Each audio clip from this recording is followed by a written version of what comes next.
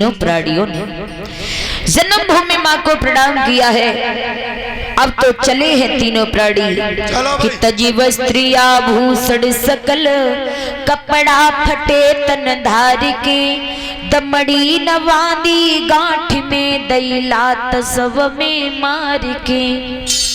तीनों प्राणी चले हैं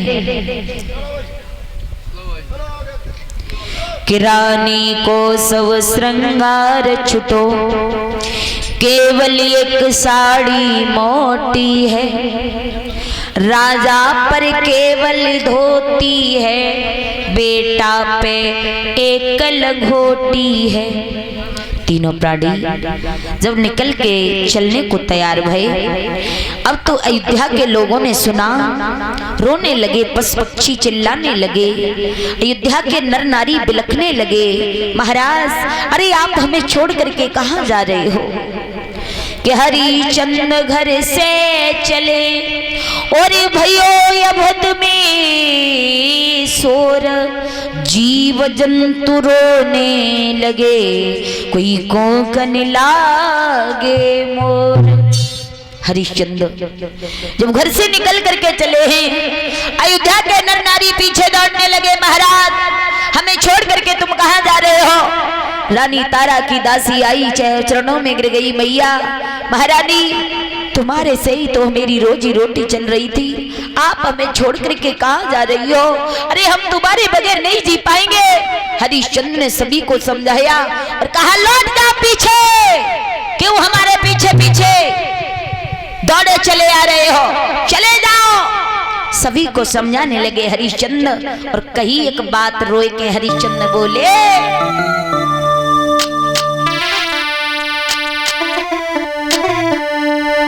अरे तुम लौटी नगर को जाओ और हमारे कर्म लिखी सोई हुई।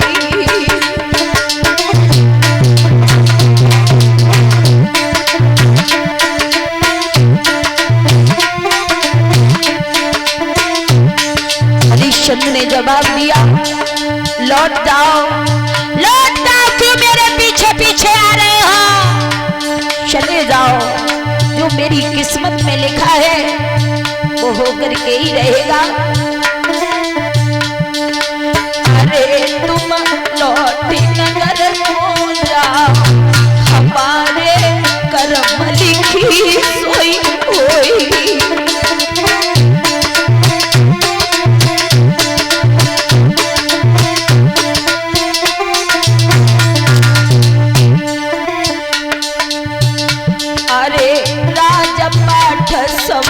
छुटो हमारो राजपाठ सब,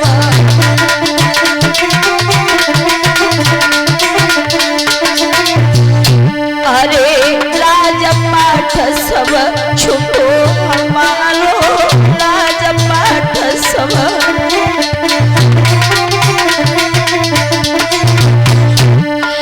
अरे सब छुटो कुटुंब परिवार, हमारे कर्म लिखी सोई हुई।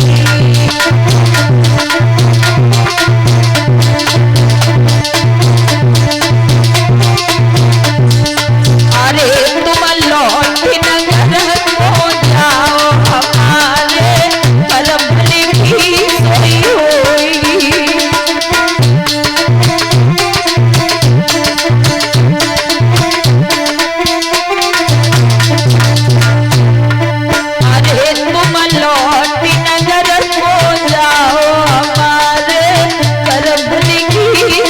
हुई।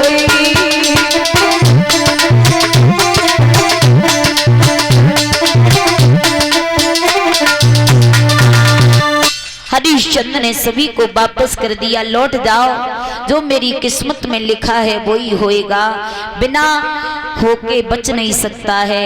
आज हरिश्चंद्र ने सभी अयोध्या वासियों को समझा दिया। अयोध्या वासी रोते रोते पीछे लौट के आए। हरिश्चंद्र विश्वामित्र के साथ में तीनों प्राणी आज अयोध्या से निकल के काशी की तरफ चले हैं। चलो भाई।